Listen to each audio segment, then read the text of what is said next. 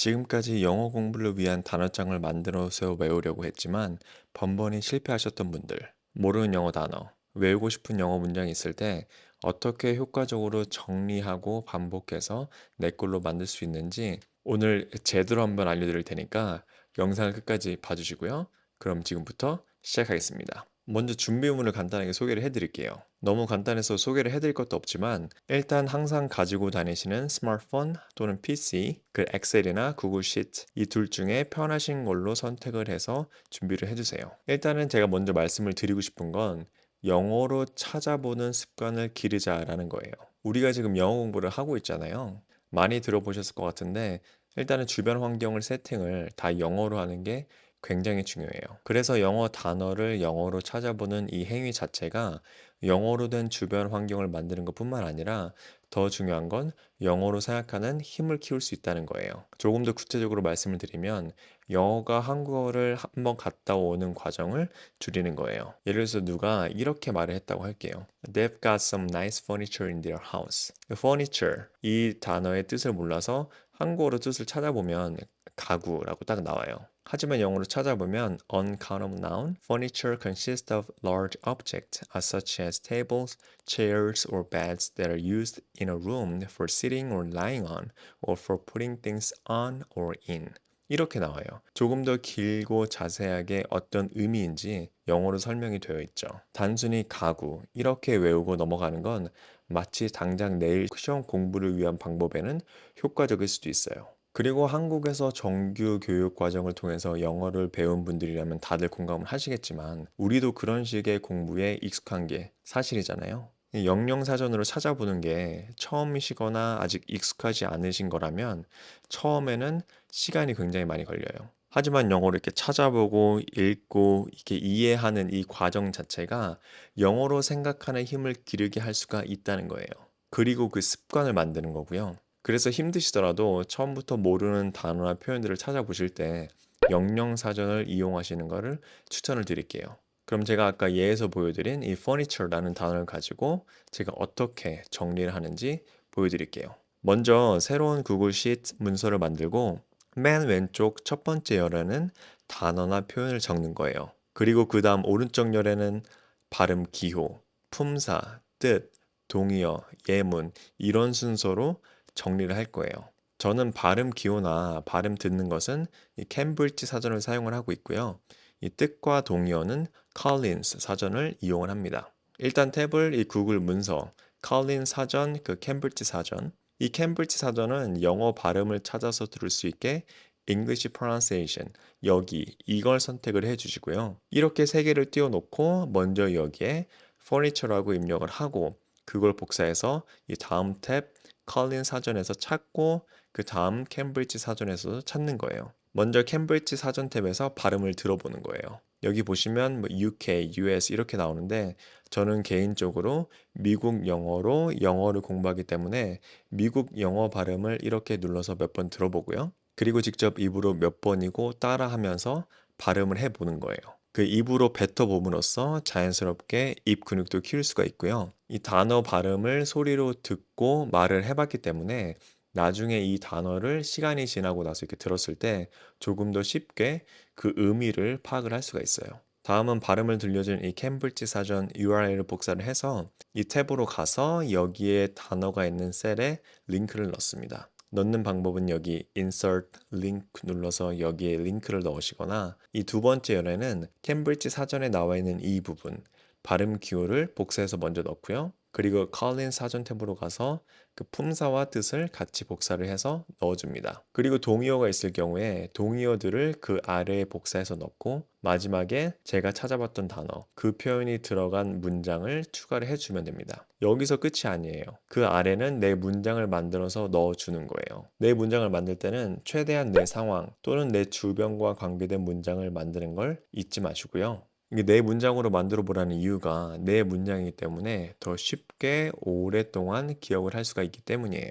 자, 근데 내 문장이 맞는지 틀린지 모르잖아요. 그러면 이 챗 GPT를 가지고 교정을 받는 거예요.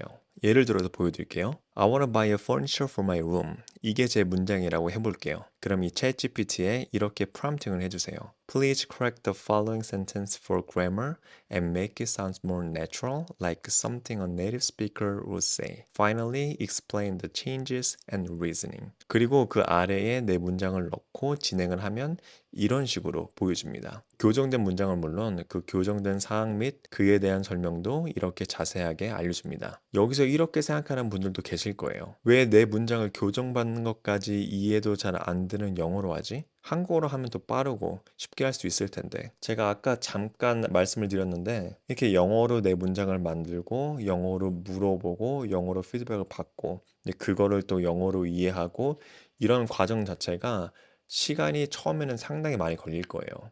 저도 잘 알고 있고요. 하지만 이 과정이 영어를 영어 자체로 받아들이고 영어로 생각하는 이 힘을 키울 수가 있기 때문에 이렇게 하는 거예요. 그래도 영어로는 도저히 이해가 안 간다. 이렇게 하시는 분들은 챗GPT한테 뭐 한국어로 번역을 해달라고 하면 되겠죠. 그럼 여기까지 단어, 발음, 품사, 뜻, 동의어, 예문, 네 문장 이런 순으로 정리가 되는데요. 자, 이렇게 쭉 하잖아요. 그러면 머릿속에서는 충분히 이해가 됐을 거예요. 그럼 이 단어가 실제로 영어권 사람들은 어떤 상황에서 어떻게 사용을 하는지 이제 보고 듣는 과정을 추가를 하는 거예요.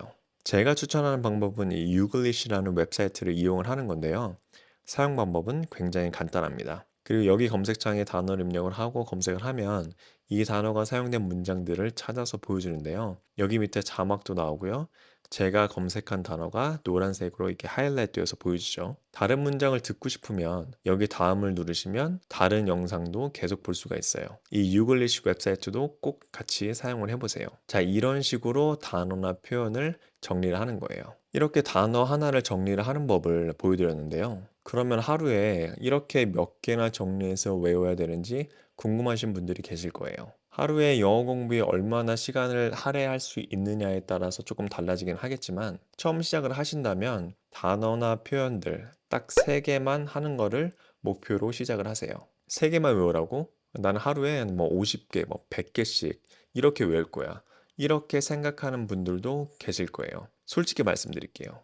이렇게 하루에 50개, 뭐 100개 이렇게 외운다고 한 달 뒤에, 2달 뒤에 얼마나 많은 단어, 표현들이 머릿속에 남아 있을까요? 그렇게 많은 양을 처음부터 이렇게 하다 보면은 금방 지치고 나중에는 영어 공부 이 자체를 포기하게 돼버리는 경우가 있을 수도 있어요. 제가 하루에 3개씩 하는 것을 목표로 이렇게 시작을 하라는 이유가 많지도 않고 이렇게 적지도 않고 하루에 실질적으로 누구나 할 수 있는 그런 충분한 분량이라고 생각하기 때문이에요. 이걸 하루하루 이렇게 성취해 나가잖아요. 그럼 자신감도 생기고 동기부여도 받고 이제 그걸 통해서 영어 공부를 꾸준히 지속적으로 할 수가 있어요. 여러분, 영어 공부는 장기전이기 때문에 이 쉬운 목표를 하루하루 이렇게 오랫동안 할 수 있는 게 정말 중요하거든요. 자, 그럼 이 3개를 하루에 몇 번을 봐야 되는지 궁금하실 거예요. 제가 추천을 해드리는 건 그날 한 번, 그 다음날 한 번, 그 다음날 한 번, 이렇게 총 3번을 보는 겁니다. 예를 들어서 보여드릴게요. 이렇게 이걸 오늘 1일차에 3개를 정리했다고 할게요. 그러면 이걸 한 번 보는 거예요. 그리고 그 다음날 2일차라고 할게요. 이렇게 다른 3개를 2일차 때 정리를 하고 나서 이날 한 것 3개와 그 전날 1일차에 한 것 3개를 같이 봅니다. 그리고 그 다음날 3일차라고 할게요. 이 다른 3개를 이렇게 정리를 하고 그날 한 것 3개, 2일차 때 한 것 3개, 1일차에 한 것 3개 이렇게 같이 보는 거예요.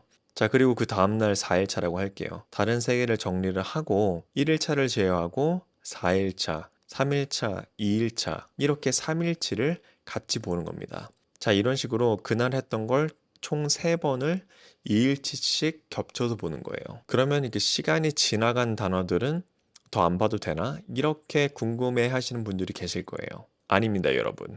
당연히 다시 봐야죠. 저는 이렇게 3번씩 본 단어들을 안키라는 앱을 통해서 다시 돌려보기를 하는데요. 이 부분은 조금 복잡하고 설명이 많이 들어가야 되는 부분이라서 다른 영상에서 다뤄보도록 할게요. 자, 이렇게 정리했던 단어나 표현들을 3번을 보는 거를 잊지 마세요.